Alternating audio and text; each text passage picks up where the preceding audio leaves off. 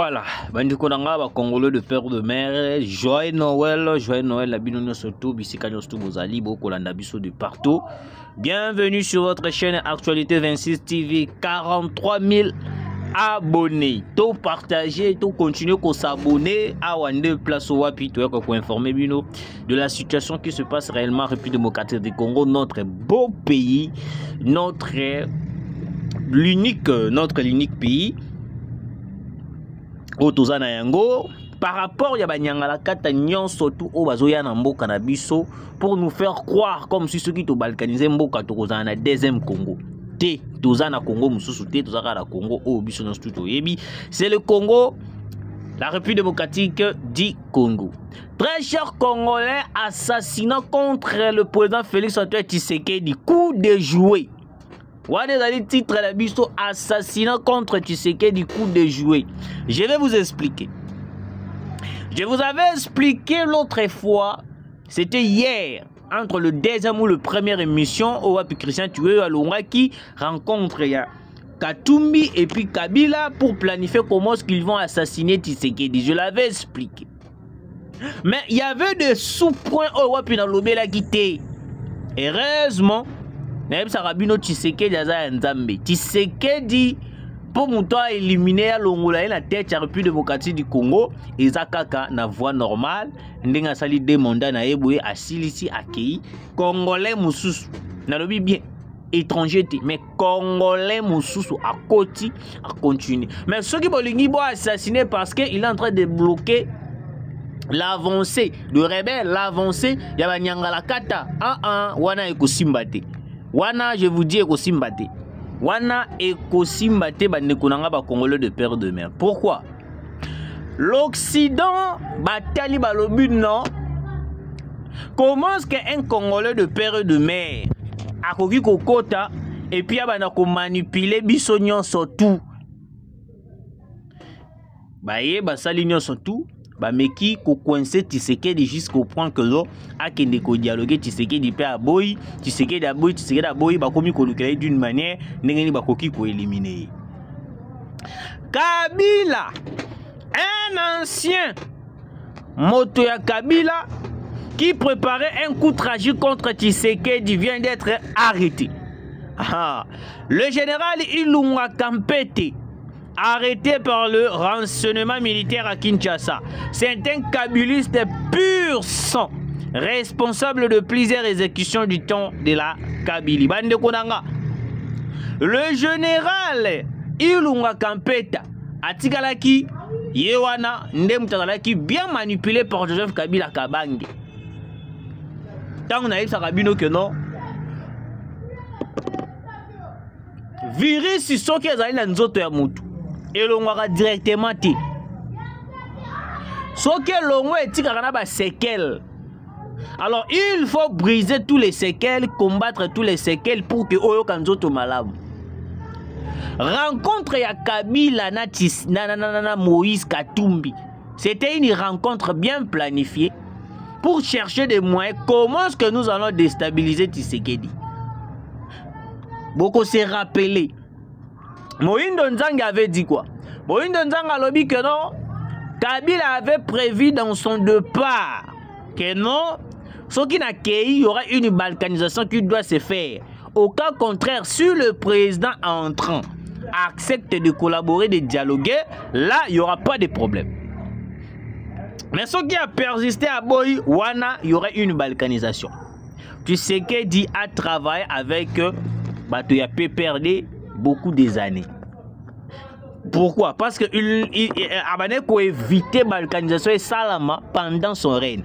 Et puis, du coup, tu sais qu'il a essayé, il a déloger toute l'infiltration de la carte armée, infiltration de la place Union Sté Sengeli.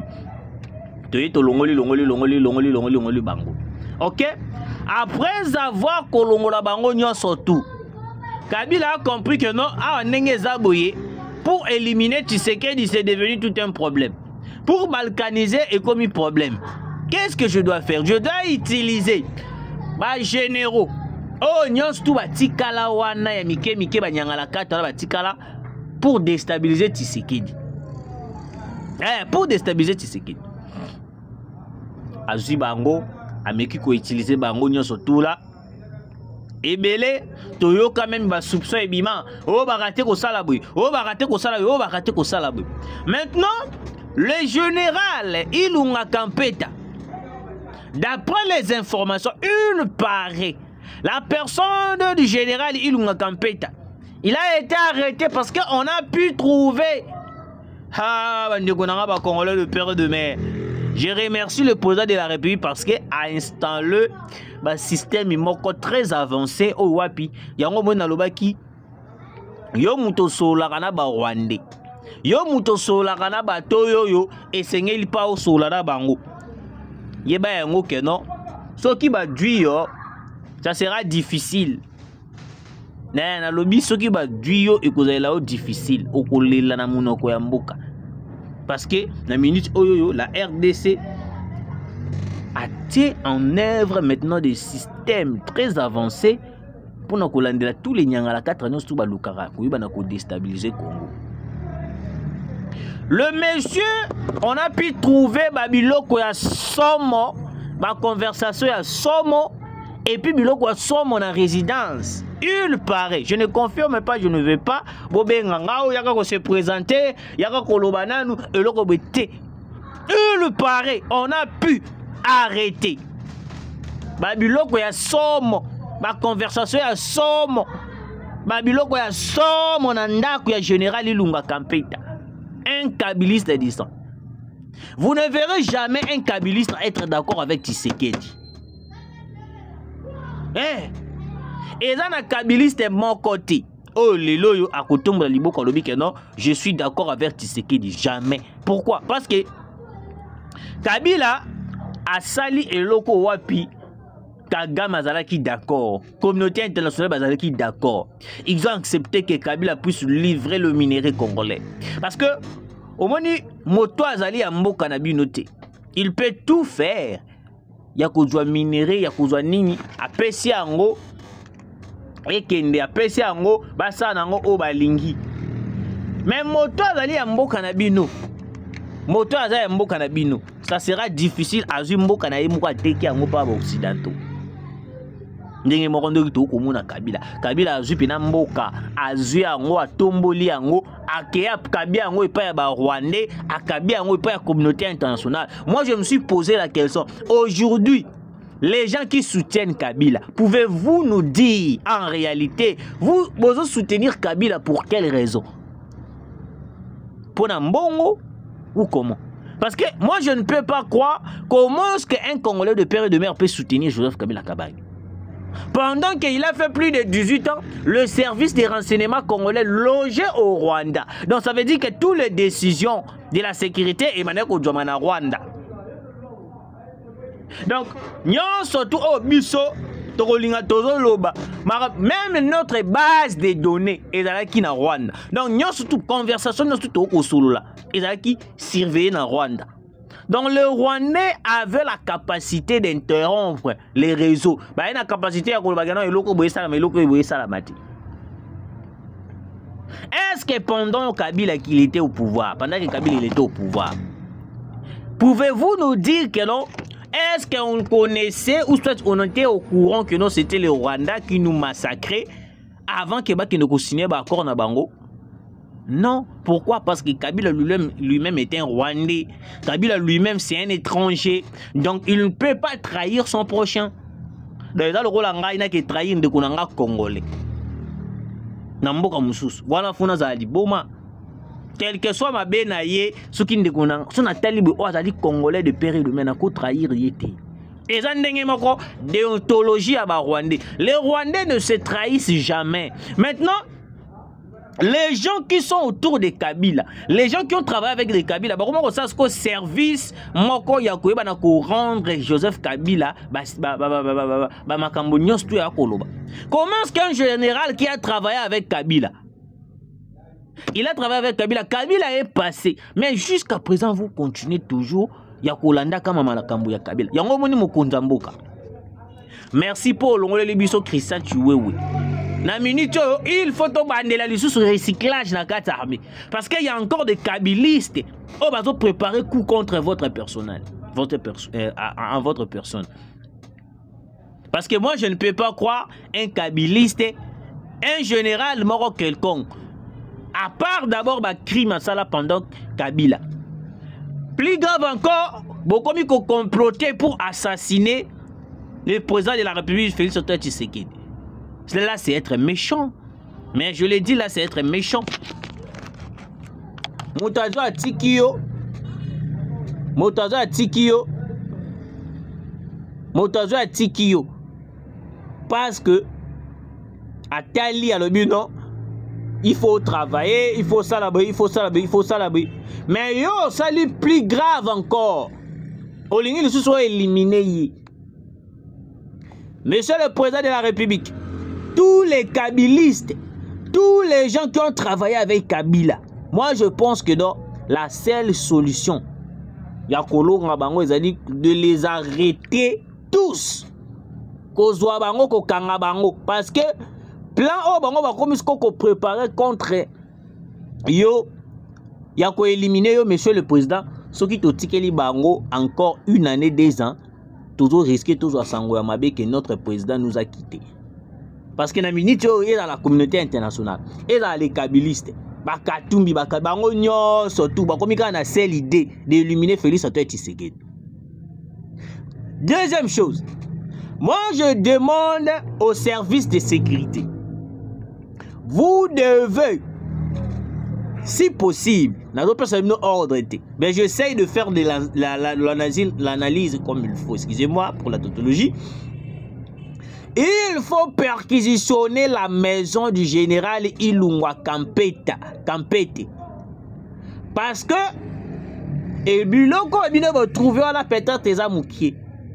Peut-être, ils ont ma trajectoire. Et là, croquis parce que le kabiliste est prêt d'éliminer Tshisekedi pour que Kabila ait un pouvoir. Je vous avais dit ici que non, la communauté internationale est prête à Kolongola Tshisekedi. Kolongola mais pour éliminer Tshisekedi, c'est la biso Kabila. Vu que ils sont prêts à faire ça. Ils vont violer la constitution.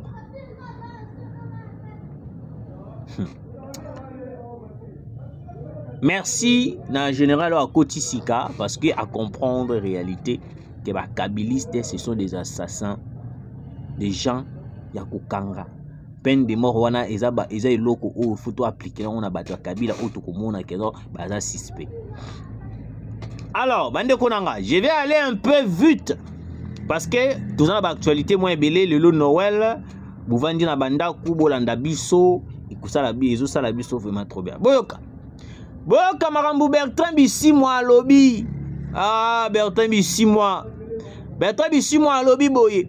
Le choix de l'AFC et M23 et les dialogues pour la résolution de la crise. Si Kinshasa choisit la guerre, il doit assumer toute la logique de la guerre, c'est-à-dire les plus forts s'imposent. De ce fait, Kinshasa ne devra plus réclamer les retraits des espaces perdus par lui selon. Bande konanga ba Congolais de père et de mère. Bertrand Bisimwa lobby AFC Oza Corneille Nangana M23 ya Kagame.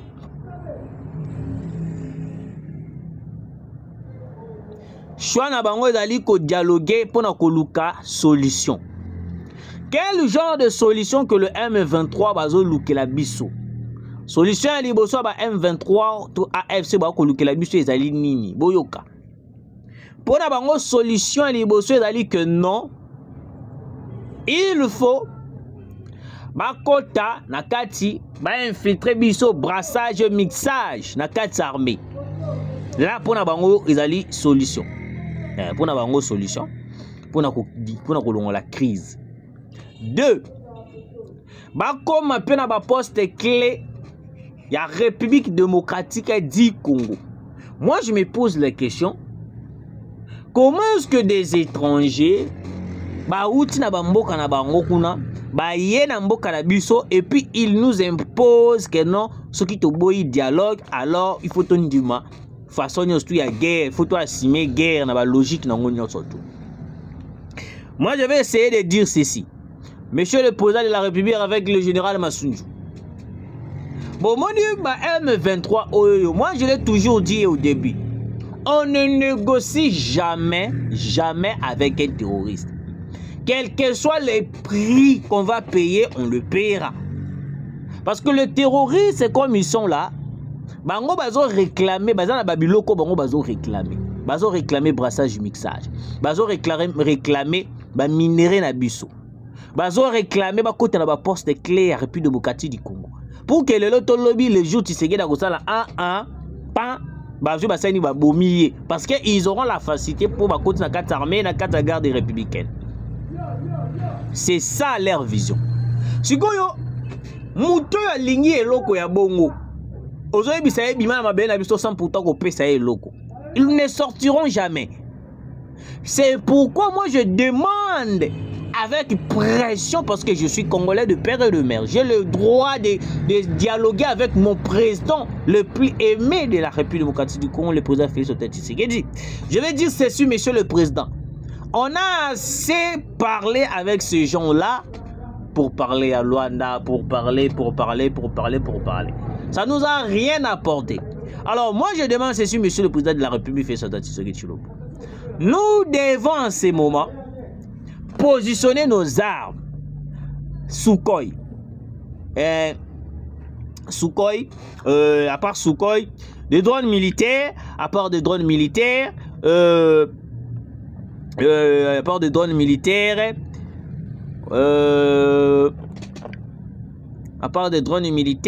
tous les avions de chasse, il faut le mettre en position pour que Ebanda Kobeta Munguna place union surtout Oya Kolukabiso.